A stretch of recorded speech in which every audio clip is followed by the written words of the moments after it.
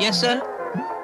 मुक्तू के ही कोटेशन काल मी तुम्हाला भाटिया कंपनीकडे पोहोचायला सांगितली होती, का नाही पोहोचवली अजून? एका- Shut up.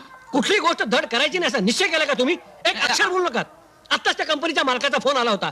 आजच्या आज ही कोटेशन त्याच्याकडे पोहोचली नाही तर तो दरवाजा उभा करणार नाही आपल्याला. तुमच्यासारखी आणखी एक दोन माणसं या कंपनीत असतील ना तर कंपनीचं दिवाळ बांधल्याशिवाय राहणार नाही. नाही तर काय, हा? काही लाज शरम आहे की नाही आम्हा लोकांना? सांगितलेलं एक काम धड करत नाही म्हणजे काय?